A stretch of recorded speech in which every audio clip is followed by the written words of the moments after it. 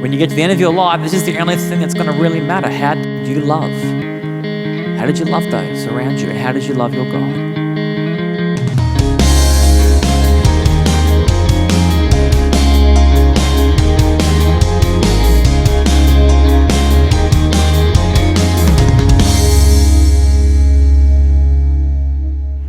Hey, we're doing a new series, and I've been wanting to preach on this for a long time. This is a decision that I made with my wife about 2 years ago to really change how we're doing our life, because I was sick of the relentless pursuit of things and busyness and success, and it was making me really exhausted.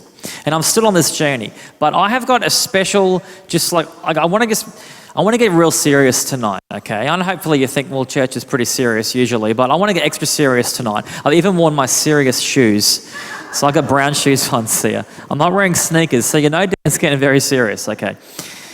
Because I think this is a message that is very timely that we just all need to hear, especially those, can you please put your hand up and identify yourself if you are below 30 years old, okay? Okay, I'm sorry, I know some people feel very left out right now. I haven't got my hand up. Okay, thank you. Some of you are lying, I know you are.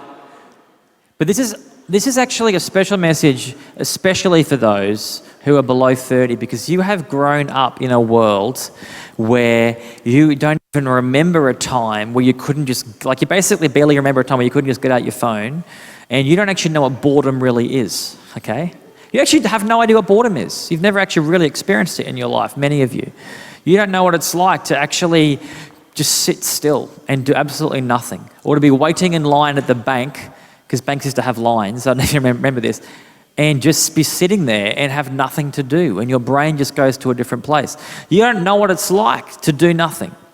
So it's a special message for you guys, because you are without even realizing it, you are sitting in a world of absolute ruthless hurry and ruthless busyness and ruthless distraction and stimulation, okay? If you're with me, you say, you know what I'm talking about. Okay, good, lots of nodding, you know. I've been on a holiday for 10 weeks. It was so good. I disconnected. I took the SIM card out of my phone. I'm sorry if you tried to call me. That's why it went through to voicemail for 10 weeks. And it was just so good. And then getting back into this world, you don't actually realize how busy and how fast we're going until you leave it for a bit and you come back in. I got to admit, over the last 4 weeks being back, I felt like those people that merge in the highway, but they're going way too slow to merge. That's what I felt like. I'm going 40, it's like zoom, zoom, zoom, zoom. And Jason Coleman's going 240. Dan, you got that stuff done? And I'm like, I'm still trying to merge, man. I'm not back up to speed yet. I'm not up to speed. Because it can feel like that. It can feel like you've got to get up to speed. There's so much going on. And especially the younger generation, you feel like if I don't take a hold of every opportunity in my life, and if I'm not absolutely killing it by the time I'm 28, if I haven't got this many Instagram followers or whatever it is for you, maybe it's like I've got this much money, or I'm owning a house, or I've got my university degree finished in time. It's like if I haven't maximized my opportunity, I'm not going to be going okay. This is a message for you. We're going to start in Matthew 22. Maybe one of the most famous passages of all time, because God himself tells us the purpose of life. If you could ask Jesus one question, I think I would ask him, what's the purpose of the whole thing? Actually, that's a wasted question. It's already here. He's already answered that question for us. It goes like this. Hearing that Jesus had silenced the Sadducees, which is a group of Jewish leaders, the Pharisees, a different group, got together. One of them, an expert in the law, tested him with this question. Teacher, which is the greatest commandment in the law? And Jesus replied, love the Lord your God with all your heart and with all your soul and with all your mind. This is the first and greatest commandment. And the second is like it. Love your neighbor as yourself. All the law and the prophets hang on these two commandments. I love this passage because we follow at Lifepoint. You might not be a Jesus follower, but we follow Jesus. We actually believe he wasn't just a good teacher, although he was a fantastic teacher. We believe he was God himself, come to show us the way and come to die and be raised from the dead to save us and to redeem us. And I love that Jesus actually answered the question. I don't know if you know anything about politics, but you ask a politician a question these days, they never answer the question. They're just like, they just go on a different tangent. Jesus actually said it. What's the purpose of life? And they were trying to trap him. They didn't even really care. They were just trying to test him. But I love they tried to test him because we got this incredible, clear, memorable, repeatable, simple answer. What is the purpose of your life? 14-year-olds, 40-year-olds, 94-year-olds. What is the purpose of your life? To love God and to love your neighbor. That's it. That's the whole thing. When you get to the end of your life, this is the only thing that's going to really matter. How did you love? How did you love those around you? How did you love your God? So if that's all that matters, all right, let's say that's all that matters. How can we do that the best? There's this guy once, and he was asked a question like Jesus. His name's Dallas Willard. He's a hero of mine. If you've been coming along to Lifepoint for a while, you've heard already 100 quotes from Dallas Willard because I just read him all the time. I love Dallas Willard. He was a pastor. He was actually a Christian philosopher and a professor as well. Super smart guy and a guy with incredible character as well. And he was once asked, how do I become spiritually healthy? Almost like, what's the purpose of life kind of thing. Like, how do I actually live out my purpose? And here's what he said. He said, hurry. It's the great enemy of spiritual life in our day. You must ruthlessly eliminate hurry, where we got the title, from your life. There is nothing else. And I read this about 8 years ago, and I remember thinking, mate, that is so wrong. That's not the big enemy. Sin is the big enemy. Greed is the big enemy. Apathy is the big enemy, not hurry. Hurry might be in there. Hurry might be 23 when it comes to big enemies of spiritual life. But as I've gone through the last 8 years, I've started to realize something. Dallas Willard knew what he was talking about. There's a lady you might have heard of before. She was a Dutch Holocaust survivor, and Corrie ten Boom was her name. And she famously said, if the devil can't make you sin, he'll make you busy. Because Corrie realized something very profound. Corrie saw sin at its absolute worst in a concentration camp. She knew about sin, okay. But she knew that what can happen in our normal day-to-day Western culture is that we might not set out to sin. We might not wake up and go, man, I can't wait to get into some sin today. Not many of you probably wake up thinking that. Not many people do. But if we hurry throughout our lives, we can ignore the two things, which is really one thing, that Jesus said to do. The very purpose of your life can be ignored because you're too busy. And that is what I want to talk about tonight. So you might be thinking, all right, Dan, this is going to be a long 5 weeks because I don't really need to hear about this. You know, maybe I've got a lot of time in my life. I'm not that busy. I'm fine. Like, I'm not one of these hurried, stressed out people. This isn't really for me. And maybe that's true, but let me just ask you a quick poll, okay? Hands up if you've got a driver's license. So you drive every now and then, you get into a car and get around. Okay, thank you. I'm going to do a little poll, okay, to see how much hurry sickness you guys actually have. Because one of the biggest things that reveals how much in a rush we feel is how we drive. Some of you are already stressed out about this question, I can already tell. Okay, put your hand up if you've ever changed lanes because it seemed like it was quicker, and then very quickly you change back again because you're worried you made the wrong choice. Hands up. See, sickos. Look how many sick people we have here today. Doesn't make any sense. How many of you have gone up to a red light and there's 2 lanes and you've counted the number of cars and gone in the one with less cars, thinking sick. It doesn't make much of it. Do you know how much difference like 1.8 meters makes? And you're like, no, that's going to get me there quicker. Here's even worse. How many times have you gone up to a red light with 2 lanes and you've looked at the type of car and worked out which is going to move quicker as it gets off the lane? Sickos! That's sick. Okay. How many of you have this is really bad. How many of you have committed the sin of anger and got angry at someone for going the speed limit? Not for going too slow, but actually just going the speed limit. Because in Queensland, we're like, what are you doing actually obeying the law? We don't obey the law around here. We go 10% over the law, which isn't a rule, okay? That isn't a rule. We just made that up. Is that right? I've got a policeman here. No. How many of you sickos have ever put your destination in Google Maps, even though you knew exactly how to get there because Google might find a quicker way? Yeah, okay. Okay. There is a sickness in our culture. I remember I was once driving and I had this, I still remember it was a blue Barina. They don't even make that car anymore, but it was a blue Barina. And it was one of those situations where I was going so slow. I'm like, why are you going so slow? Can't you see I'm very important in a rush? And I was trying to fly past them, but every single time I flew past them and then I took off at the lights, at the next lights, they just come right up to me and you're like, what a waste that was. This time I'm going to get them. Anyway, I got all the way to the south side, 45 minutes. And I got to my destination. I was like 1 minute late, like I always am. Got there, got out of the car. And as I was getting out of the car, the blue Barina pulls in behind me. And I'm like, I've spent 45 minutes just so stressed and in a rush. Like I've literally killed myself to get there 7.8 seconds before that person. And that would just really, everyone's like, 7.8, yeah, that was worth it, man. You smashed it. Because you're sick. It is sick.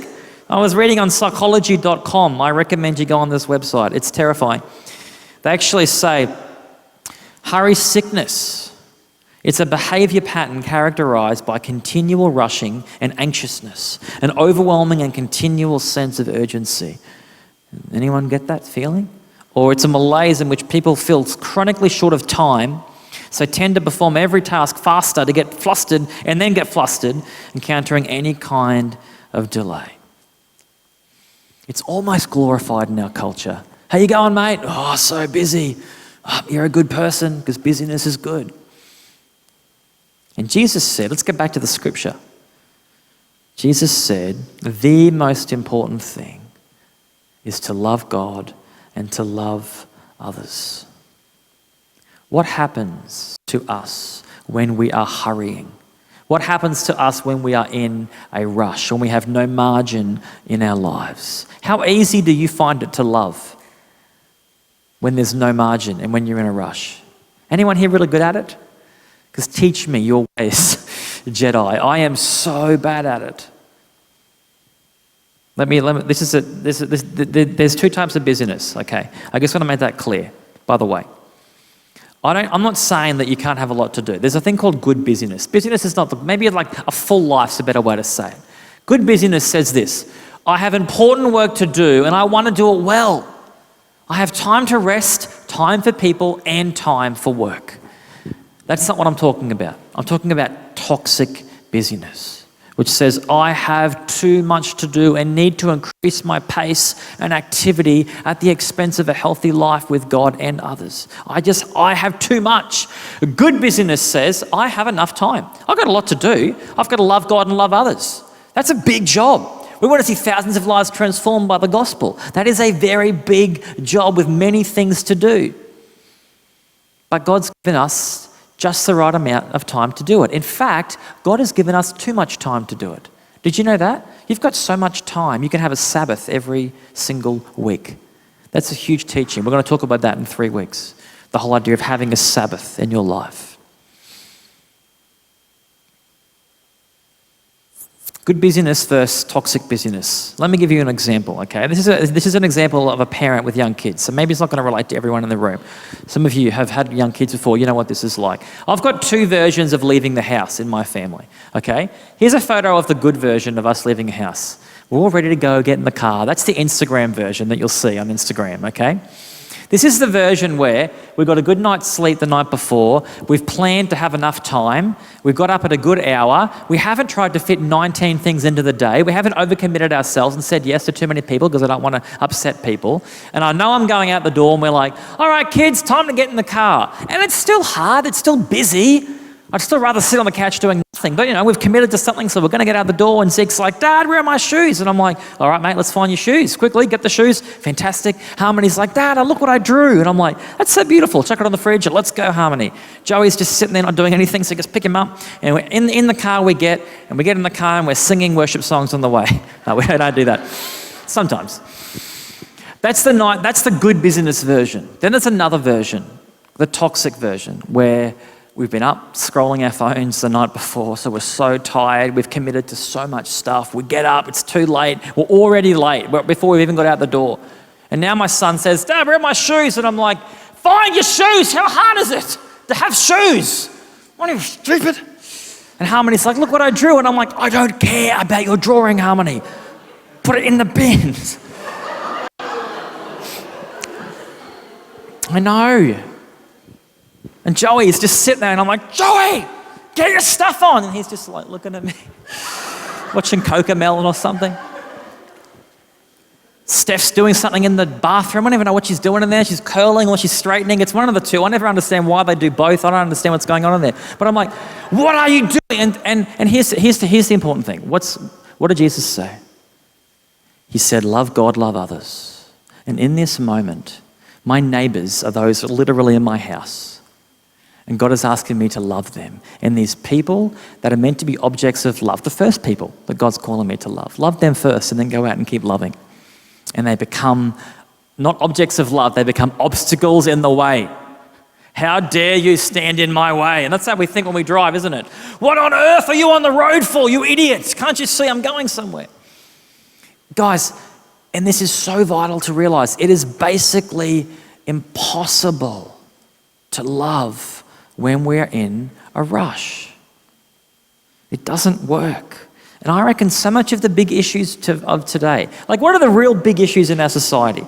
Disconnection, loneliness, rise in anxiety, depression, the breakdown of the family unit, causing harm to our kids, cancel culture, outrage culture, political polarization, inequality, abuse. I'm not trying to say all of these would be solved overnight if everyone slowed down a bit, but I reckon something might happen if we could actually be a culture that could work on some problems.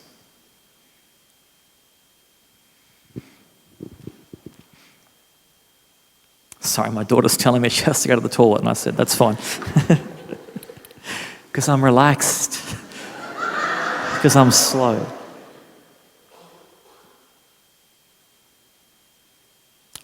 The price tag, and I want you to hear this, the price tag of hurry is very expensive. It's relationship. The cost of too much busyness is love itself. Your purpose in life is at stake with how many things you try and put into your schedule. That's a big call. That's what I'm trying to say. What happened to Dan that was really nice to Zeke and to Steph and to Harmony and to Joey, my family? What happened in that moment? Did I suddenly become this disgusting sinner? No, I was probably always a sinner. But what happened to me in that moment? There was too much going on. Hurry almost like structures sin into our very lives. I know I sound super serious about this, but I mean it. Love God and love others with all of your heart and with all your soul and with all your mind. And my prayer would be that we would just take a moment today, this Sunday. God knew we were going to be in this room, okay? I know there's so much to do. We're going to talk practically in the next few weeks about what it might look like. In 2023, what happens when other people are busy and you're not? What happens when they try and put expectations upon you? How do you structure your week? How do you simplify your life? We're going to be talking about some real practical stuff from the Bible and ancient practices that Christians have done. But all I want you to do today is just to consider the cost of hurry on your life and think, you know what? I want to make a change. I don't want to be hurried. Here's some signs, okay, that maybe hurry is taking over your life. I've got top 10 signs. Irritability, you got your cranky pants on all the time. Hypersensitivity, you find yourself very offended and you're hurt very easily by people. A restlessness, you just can't calm down. You actually find it hard to rest and to just sit. Compulsive overworking. You always seem to be doing something, scrolling on something, checking your emails, moving a project forward. Emotional numbness. I've gone through bouts of this in my life where you just struggle to feel the full depth of human emotions God created you for. Wonder and sadness and gratitude and joy. You actually just don't have access to any of those emotions. You're just numb. Escapist behaviors. This is huge. You just want to escape your life. You don't want to go to rest. You can't rest. You've given up on rest. You just want to escape. You're just going to infinite scroll on your phone. You just want to binge Netflix, or you want to maybe substance abuse to try and just escape your life. Disconnected from your identity and your calling. You get sucked into this world that says to be worth something, you need to be busy. You need to be achieving. You need to actually take on what I call the yoke of the world on your shoulders. An inability to attend to basic human needs. You're like, I wish I could get more sleep, but I can't. I'm too busy. I wish I could actually go to the doctors about this sickness that's been plaguing me for like 2 years, but I'm too busy to go to the doctors. I wish I could get my diet right, but I'm just too busy to get my diet right. Did you know this? I was reading this week, that before the invention of the light bulb, they estimate people got 11 hours sleep a night. Because once the sun went down, what are you going to do? Sit around in the pitch black? And it's way too costly to keep a fire burning, so you just went to bed. This really heartened me. Because I hear all these stories about like these great Christian heroes getting up at 4 a.m. every morning to pray. And I'm thinking, I'm a bad person, I don't do that. But then I think, you know what? They probably went to bed at 7 p.m. So 4 a.m.'s about right. Let's get up, sleepyhead. It's 4 a.m. You've had your 10 hours, get up. And so I just think we just, in general, don't get enough sleep these days. Hoarding energy, not wanting to give yourself to people who might want to take something from you. And lastly, and I think this is the biggest one that we're going to address over the next 4 weeks, you just find yourself with no time for healthy spiritual practices. The very things that would connect you to God and connect you to other people, the very purpose of your life, you get to the end and say, I've got no time for that. I've got no time for the most important thing ever. For the only thing that matters in life, I don't have time for it. And this is you. I want you to lean in. Because here's the thing. I've got some good news for you, okay? I never want you to leave Lifepoint feeling like you've heard bad news. Because Jesus is always good news. So far it's been a bad news sermon, all right? It's been, you guys are busy and you're awful. The end. Stop it. That's not the message tonight. That's not Jesus' message. There is always bad news accompanying good news, okay? Yes, there is a change that needs to happen. But here is the good news. Jesus comes to do it with you. Jesus is offering you an invitation tonight to a different type of life. It is a life that he actually modeled himself. Jesus was the busiest person who ever lived, and yet he was never in a hurry. I challenge you, if you're thinking about this, read the Gospel of Mark in March. You could actually still have time. If you just read a chapter a day, you'll still get it finished. Read Mark, it's the shortest gospel, and you will see something very interesting. You will see that the best parts of the gospel, well, some of the best parts of the gospel were actually interruptions. Jesus was so busy, he had to save the world. He had to set up a team that would make Christianity go through the entire world to the very ends of the earth, making disciples of all nations. And he only had 3 years to do it. 3 years, save the world. I'm sorry, but he's busier than you are. However busy you think you are, he was more busy. And he was always interruptible. He's always on his way somewhere, and someone's like, teacher, I got a question for you. He's like, yes. And then we get some of the best teaching, the best parables. Teacher, would you heal me? My daughter's sick. Yes. I can pause. How do you go with interruptions? It wasn't that funny, Mary. Maybe it was pretty funny. Yes.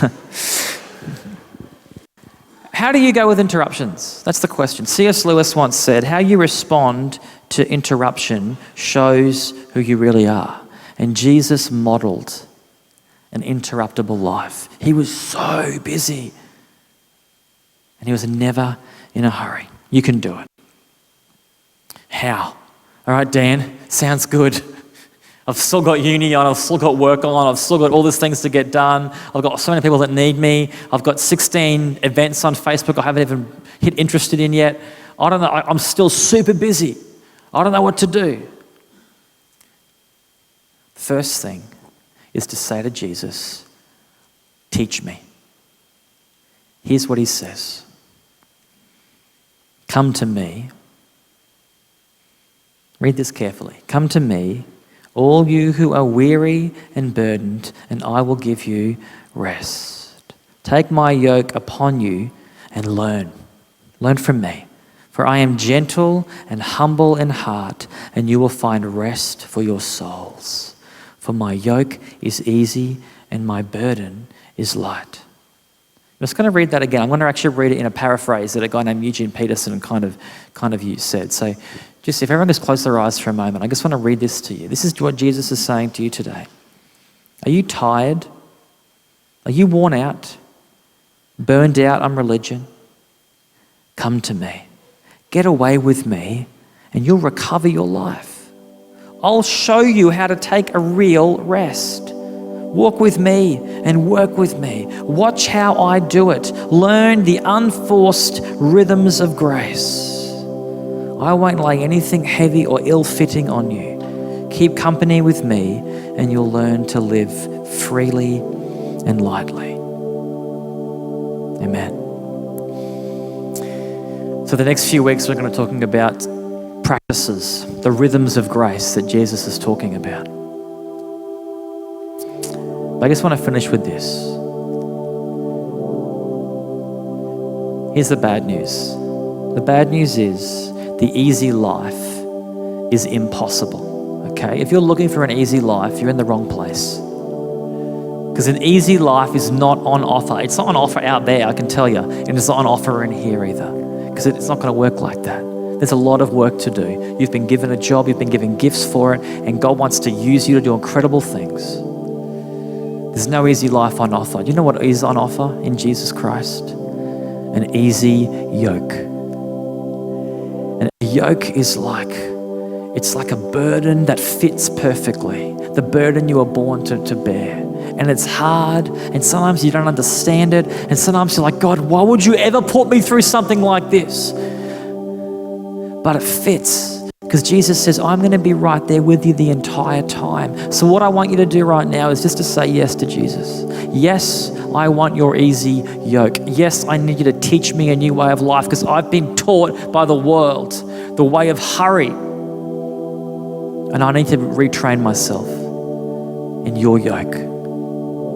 Hey guys, I hope you enjoyed that. If you did and you want more Lifepoint content, subscribe to our channel right now. Or if you're in the area around Moreton Bay or Rothwell, head to our service. Sunday, we'd love to see you there. lifepoint.org.au for all the details. We'll see you soon.